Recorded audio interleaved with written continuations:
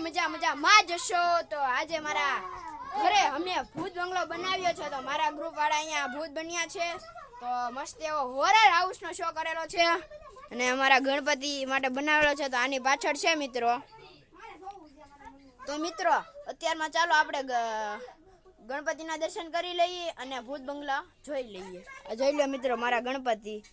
તો મિત્રો હવે તમને ભૂત બંગલા